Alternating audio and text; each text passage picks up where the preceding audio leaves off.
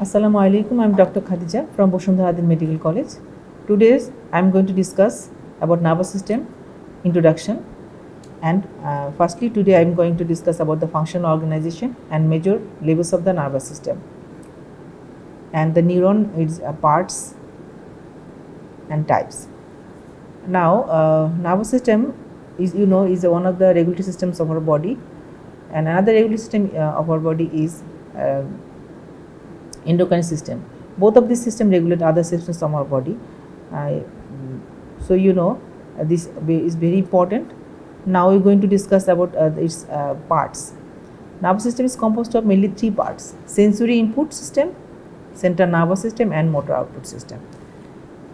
Sensory input system is composed of sensory receptors and nerve fibers. Sensory receptors usually detect the state of the body and with its surroundings, like visual receptors in the eye, audio receptors in the ears, and tactile receptors on the surface of the body. And the nerve fibers that transmit different types of signals from the sensory receptor to the central nervous system. And central nervous system is actually composed of brain and spinal cord, and it has sensory and motor areas in different levels, and it stores informations as memory, generate thoughts, create ambition, determines reaction that the body performs in response to the sensations. And motor output systems is composed of mainly motor nerve fibers and effector organs like muscle and glands, and its motor function is cause contraction of the muscle.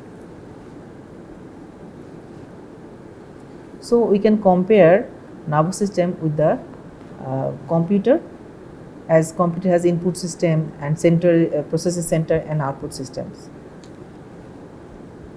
You can see in this figure.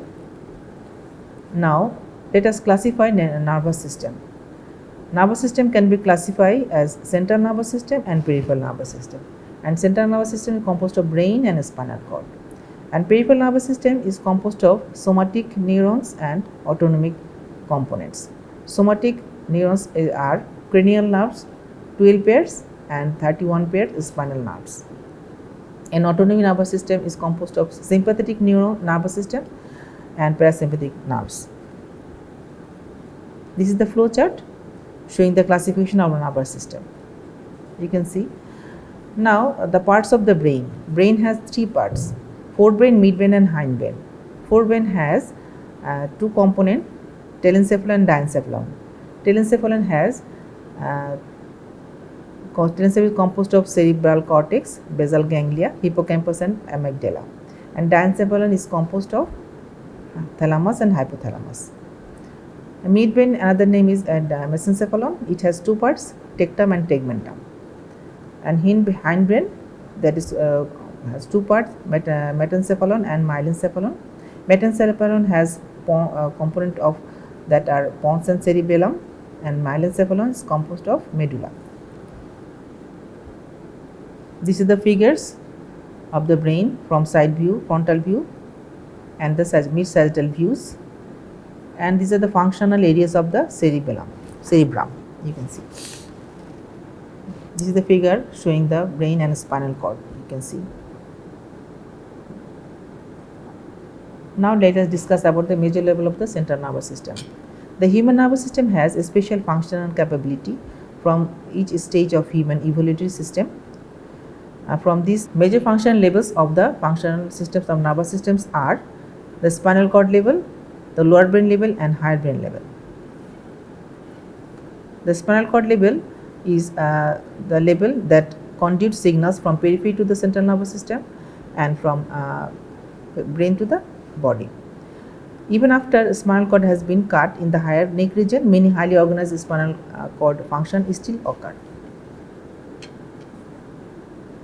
The neuronal circuit of the spinal cord can causes walking movement, reflexes that stiffens the leg to support the body against gravity, reflexes that control local blood vessels, GIT movement, and urinary excretion.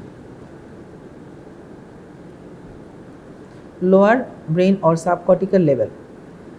Subconscious activities of the bodies are actually controlled by the lower brain level. It is composed of medulla, pons, hypothalamus, thalamus, cerebellum, basal ganglia.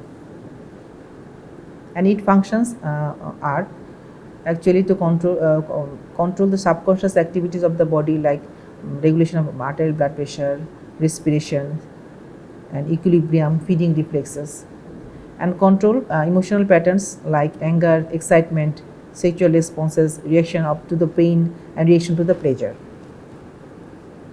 So basal ganglia, medulla and pons control blood pressure and respiration, and cerebellum, medulla, pons and mesencephalon control the equilibrium. Now higher brain or cortical level.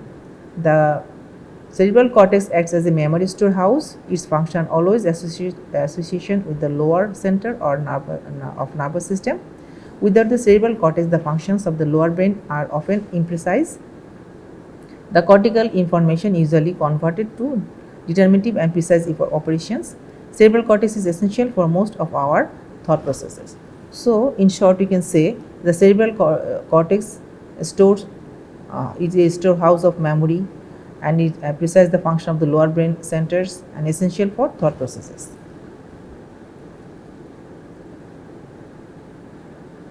Now, let us discuss about the histological structure of the nervous system. Histologically, it is composed of two elements, that is neuron or nerve cell and neuroglia. Neuron is the structural and functional unit of nervous system, and neuron is consists of cell body and process. Cell body is also called soma, and it has two processes, that is axon and dendrite. Axon is the long process that derived from the cell body, and it has the dendrites are the small short processes that arises from the body. In this is the figure showing the neuron. You can see this is the body, the axon, and the dendrites.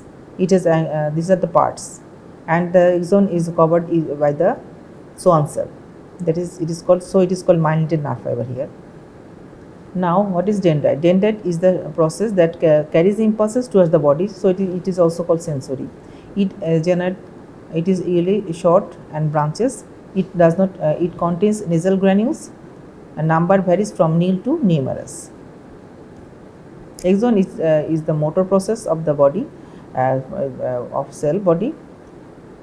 Axon is the motor process that carries impulse from nerve fiber to away from the nerve fiber.